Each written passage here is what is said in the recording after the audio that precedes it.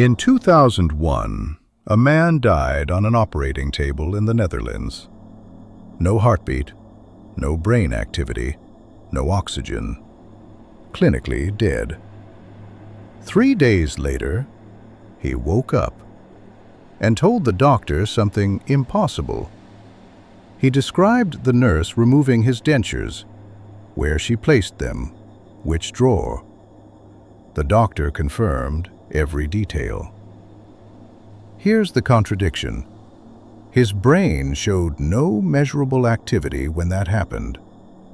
There should have been no one there to see it. And yet, someone was watching. For decades, neuroscience has relied on a simple assumption. Consciousness is produced by the brain. Damage the brain, and the mind begins to fade. Shut the brain down completely, and awareness should disappear. It's a clean idea, predictable, comforting. It gives us clear boundaries. But there's a problem. This explanation begins to fail precisely when the brain stops working altogether. Let's go back to that patient. While his body lay motionless on the operating table, while machines recorded flatline after flatline, he claims he was aware. Not dreaming, not hallucinating, observing. He saw the medical team working. What matters isn't the dentures, it's the timing. The brain was silent when this information was perceived. Days later, after regaining consciousness, he described what he had seen. The medical staff checked. Every detail was accurate. That was the problem.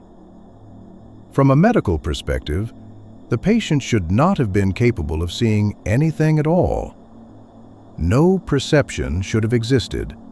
No memory should have formed. There should have been no observer left. And yet, there was.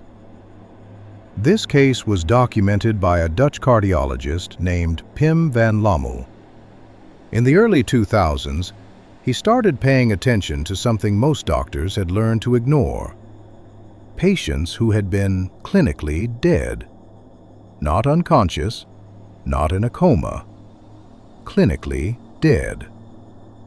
From a biological standpoint, there should have been nothing happening at all. And yet, some of these patients returned with memories. Not fragments, not confusion, but experiences they described as clear, structured, and deeply real. Van Lommel initially expected hallucinations, random images, disordered experiences. But as more cases were examined, patterns began to appear. Blind patients reporting visual experiences. Patients from different cultures describing remarkably similar events. Memories described as more vivid than ordinary dreams. And perhaps most striking of all, many patients reported lasting changes afterward. Less fear of death. A different relationship with life. A sense that something fundamental had shifted. But one detail stood out above all others. The longer the brain showed no measurable activity, the clearer and more structured the experience appeared to be. That was not supposed to happen. According to everything we understand about the brain, clarity should decrease, not increase. Researchers tried to explain these reports. Chemical reactions, oxygen deprivation, dying neurons firing in random patterns. Each explanation addressed part of the experience, but none of them could explain one essential detail.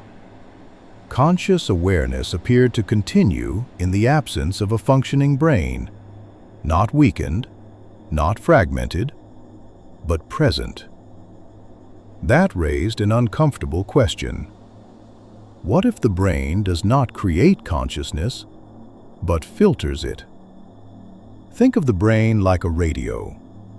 When a radio breaks, the music doesn't vanish. The signal continues to exist. The receiver simply stops translating it. If that analogy is even partially true, then consciousness may not begin at birth, and it may not end at death. It may exist independently of the structures we use to access it. Science still doesn't have a definitive answer.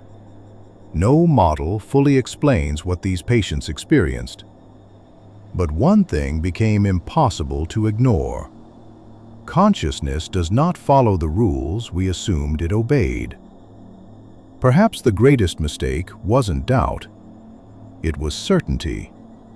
Assuming too soon that awareness belonged inside the brain. The question is no longer, what happens when the brain dies? The question is, what continues? If that question unsettled you, you're in the right place. This channel exists at the edge of what we think we know, because the deeper we go, the stranger it gets.